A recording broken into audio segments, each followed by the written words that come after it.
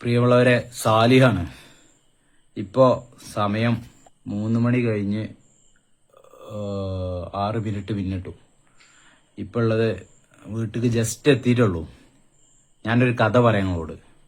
രാത്രി 9 മണിക്ക് ഭക്ഷണം കഴിച്ച് വീട്ടിൽ ഒരു കുട്ടി കിടന്നുറങ്ങി സുരക്ഷിത ബോധത്തോടു കൂടി വീട്ടിലെ ഒരു ബെഡിൽ സ്വസ്ഥമായിട്ട് കിടന്നുറങ്ങിയൊരു കുട്ടി പെട്ടെന്ന് കാലില് ഒരു നായ കടിച്ചിട്ട് കുട്ടി നെട്ടി ഉണർന്ന് ഒച്ച വെക്കണത് കണ്ടിട്ട് മാതാവും സഹോദരിയും വന്ന് നായയെ വലിച്ച് എടുത്ത്, നായ കടി വിടാതെ വലിച്ചെടുത്ത്, എന്നിട്ട് ആ റൂമിൽ ആകെ രക്തം തളം കെട്ടി നിൽക്കുക. ആ കുട്ടി കോട്ടക്കല് മിംസ് ഹോസ്പിറ്റലിൽ പ്രവേശിപ്പിച്ച് ആ ചികിത്സകൾ കഴിഞ്ഞ് അതിന്റെ മുറിവ് തുന്നി വാക്സിനുകളൊക്കെ എടുത്തതിന് ശേഷം ഇപ്പോൾ ഡിസ്ചാർജ് ആയി കുട്ടിയെ വീട്ടിലെത്തിച്ച് തിരിച്ചു വന്ന് ഞാൻ എൻ്റെ വീട്ടിലെത്തി. കുട്ടിയുടെ വീട്ടില് 10 മണി സമയത്ത് ഒരു ഗസ്റ്റ് വന്ന് തിരിച്ച് ജസ്റ്റാണ്ട് ഇറങ്ങി. ആ സമയത്ത് കുട്ടിയുടെ മാതാവിന് വേറൊരു ചെറിയ കുട്ടി ഉണ്ടായിരുന്നു. ആ ചെറിയ കുട്ടി തൊട്ടിൽ നിന്ന് കരഞ്ഞപ്പോ ആ കുട്ടിയുടെ അടുത്തേക്ക് ജസ്റ്റ് ഒന്ന് മാതാവും സഹോദരിയും കണ്ട് ചെന്ന ആ ഒരു ഗ്യാപ്പില് നായ പുറത്ത് നിന്ന് സിറ്റ് ഔട്ടിൽ നിന്ന് ഡൈനിങ് ഹാളിൽ കയറി, ഡൈനിങ് ഹാളിൽ നിന്ന് ഈ കുട്ടി കിടക്കുന്ന റൂമിലേക്ക് ചെന്ന് കാല് കടിച്ച് വലിച്ച്. ഈ സംഭവം കോട്ടക്കലിലാണ് സംഭവിച്ചത്. കോട്ടക്കലിൽ നിങ്ങൾക്കൊക്കെ അറിയാം, എന്റെ കുട്ടിയെ നായ കടിച്ചിട്ട് ആഴ്ചകൾ പിന്നിട്ട് കഴിഞ്ഞ 15-ാം തീയതിയാണ് വാക്സിനേഷൻ തീർന്നത്. ഈ വിഷയത്തില് ഒരു അധികാരികൾക്ക് പരാതി നൽകിയിട്ട് എന്നെ നേരിട്ട് വിളിക്കാഞ്ഞിട്ട് കോട്ടക്കൽ നഗരസഭയ്ക്ക് മുമ്പിൽ ഒരു ദിവസം സത്യാഗ്രഹം ഇരിക്കേണ്ടി വന്നു. ഈ സത്യാഗ്രഹം എന്റെ വിഷയത്തിന് മാത്രമല്ല, നമുക്ക് എല്ലാവർക്കും കുട്ടികളുണ്ട്. കുട്ടികളെ നമ്മൾ സ്വസ്ഥതയോടുകൂടി കുട്ടികളെ നമ്മളെ മുറ്റത്ത് കളിക്കാൻ പറഞ്ഞേക്കുന്നുണ്ട്. ഞാൻ അതൊക്കെ പോട്ടെ, കളിച്ചത് പുറത്താണ് നോക്കുക. വീട്ടിന്റെ ഉള്ളിൽ സ്വസ്ഥമായിട്ട് സുരക്ഷിതാ ബോധത്തോടു കൂടി കിടന്നുറങ്ങാൻ പോലും കുട്ടികൾക്ക് കഴിയാത്ത രീതിയിൽ തെരുവുനായ ശല്യം രൂക്ഷമായിരിക്കുന്നു. ആക്രമണകാരികളായ തെരുവുനായ ശല്യം രൂക്ഷമായിരിക്കുന്നു. അധികാരികൾക്ക് വേണ്ടിയിട്ട് കോട്ടക്കൽ നഗരസഭയിൽ സത്യാഗ്രഹം ഇരിക്കുന്ന സമയത്ത് ഉദ്യോഗസ്ഥര് വീട്ടിൽ വരികയും അന്വേഷിച്ച് റിപ്പോർട്ട് ചെയ്ത് പോവുകയും ചെയ്തു. അതിനുശേഷം എന്റെ പരാതി, നായ കടിച്ചാല് കോമ്പൻസേഷൻ കിട്ടുന്ന ഒരു കമ്മീഷൻ ഉണ്ട്. ആ കമ്മീഷനിലേക്കും പരാതി നൽകി, മുഖ്യമന്ത്രിക്ക് പരാതി നൽകി, പ്രതിപക്ഷ നേതാവിന് പരാതി നൽകി. ഈ തദ്ദേശ സ്വയംഭരണ വകുപ്പിന്റെ ഹെഡിലിരിക്കുന്ന IAS ഉദ്യോഗസ്ഥന്മാർക്ക് 9ഓളം പരാതികൾ പ്രിപ്പയർ ചെയ്ത് ഞാൻ അയച്ചു കൊടുത്തു. അതിൽ ജില്ലാ കളക്ടർക്ക് അയച്ച പരാതിയിൽ നിന്ന് എനിക്ക് മറുപടി വന്നു. JDക്ക് കൈമാറിയിട്ടുണ്ട്, ജോയിന്റ് ഡയറക്ടർ തദ്ദേശ സ്വയംഭരണ വകുപ്പ് മലപ്പുറത്തിന് കൈമാറിയിട്ടുണ്ടെന്ന് പറഞ്ഞിട്ട് മറ്റെവിടെ നിന്നും എനിക്ക് ഒരു റിപ്ലൈ തന്നിട്ടില്ല. ഞാന് മനസ്സിലാക്കുന്നത്, ഇന്ന് ആ കുട്ടിയെ കടിച്ച നായ ഇന്നലെ വൈകുന്നേരം 2 പേർക്ക് നേരെ അക്രമാസക്തമായിട്ട് നിന്ന നായയാണ്. അതുപോലെ തന്നെ ആ കുട്ടിയെ കടിച്ച വിവരമറിഞ്ഞ് വീട്ടിലേക്ക് വന്ന പിതാവിന് നേരെയും ആ നായ ചാടാൻ ശ്രമിച്ചു.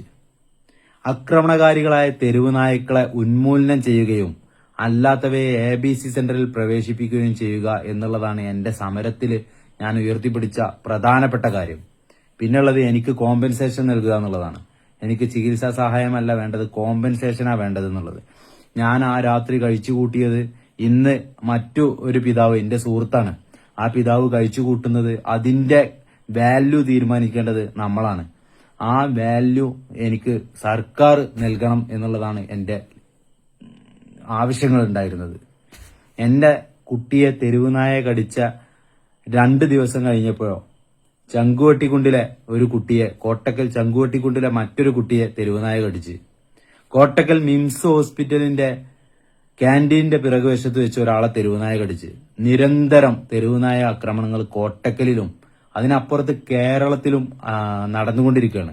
ഇന്ന് 13 പേരേറ്റ കൊയിലാണ്ടിയിലെങ്ങാണ്ട് കടിച്ച ന്യൂസ് ഞാൻ വായിച്ചിട്ടുണ്ട്.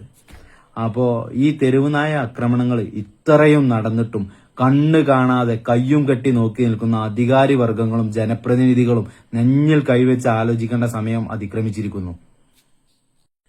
സ്വന്തം മക്കളെ കടിക്കുമ്പോ എല്ലാ അതിർവരമ്പുകളും ലംഘിച്ച് നമ്മളെ മുന്നിൽ ആകാശവും ഭൂമിയും മാത്രം കാണുന്ന ഒരു സമയത്തിലൂടെയാണ് കടന്നു പോകുന്നത്. സർക്കാർ അല്ലെങ്കിൽ ഇതിലുമായി ബന്ധപ്പെട്ട ഉത്തരവാദിത്തപ്പെട്ടവര് കൃത്യമായിട്ട് ഇതിന് നടപടി കൈക്കൊണ്ടില്ല എന്നുണ്ടെങ്കിൽ അതിശക്തമായ പ്രക്ഷോഭമായിട്ട് ഈ എന്റെ സമരം കളക്ടറേറ്റിലേക്കും സെക്രട്ടേറിയറ്റിലേക്കും അതിനപ്പുറത്തേക്കും എത്തുന്ന സമയം അതിവിദൂരമല്ല എന്ന് ഒരിക്കൽ കൂടെ പറയാണ്.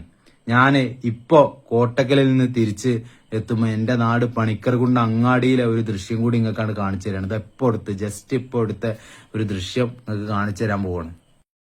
ഇന്ത്യൻ ഭരണഘടന ഉറപ്പു നൽകുന്ന ജീവിക്കാനുള്ള അവകാശമാണ് നഷ്ടപ്പെട്ടത്. കേരള ജനതക്ക് ഇത്ര ഭീതിയോടുകൂടി ജീവിക്കേണ്ട ഒരു സമയം ഇതിനു മുമ്പ് ഉണ്ടായിട്ടില്ല. ഈ തെരുവ് നായ ആക്രമണം ഇത്ര രൂക്ഷമായി നടക്കുന്ന സമയത്ത് കയ്യും കെട്ടി നോക്കി നിൽക്കുകയാണ് അധികാരി വർഗം. എന്റെ കുട്ടിയുടെ ജീവിക്കാനുള്ള അവകാശം ഹനിക്കപ്പെട്ടു. ഇന്ന് സ്വസ്ഥമായിട്ട് കിടന്നുറങ്ങുന്ന ഒരു കുട്ടിയുടെ ജീവിക്കാനുള്ള അവകാശം ഹനിക്കപ്പെട്ടു. നാട്ടില് ഭാര്യയും മക്കളും സ്വസ്ഥമാണെന്ന് അറിഞ്ഞിട്ടുള്ള പ്രവാസികളുണ്ട്. ആ പ്രവാസികൾക്ക് ഭീതി കൂടി. കേരളത്തില് ഭീതി കൂടിയ അന്തരീക്ഷ.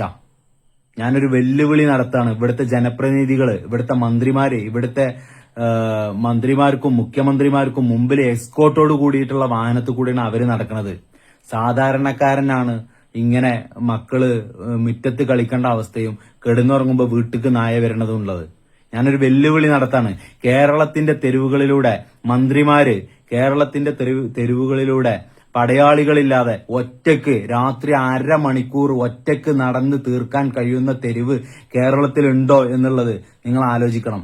ഒരു മന്ത്രിക്ക് കേരളത്തിലൂടെ ഏത് തെരുവിലൂടെയാണ് ഒറ്റയ്ക്ക് നടന്നു പോകാൻ പറ്റുക? രാത്രി 10 മണിന്റെയും രാവിലെ 5 മണിന്റെയും ഇടയില് ഒറ്റയ്ക്ക് നടന്നു പോകാൻ പറ്റുമോ? ഇനി അത് പോട്ടെ, പകല് നടന്നു പോകാൻ പറ്റുമോ? 1/2 മണിക്കൂർ മന്ത്രിയുടെ മുമ്പില് എസ്കോർട്ടും പരിവാരങ്ങളും ഇല്ലാതെ ആളുകളെ പേടിക്കണ്ട. തെരുവ് നായയുടെ ആക്രമണം ഏറ്റില്ലെങ്കിൽ നിങ്ങൾ പറയുന്നത് ഞാൻ കേൾക്കും.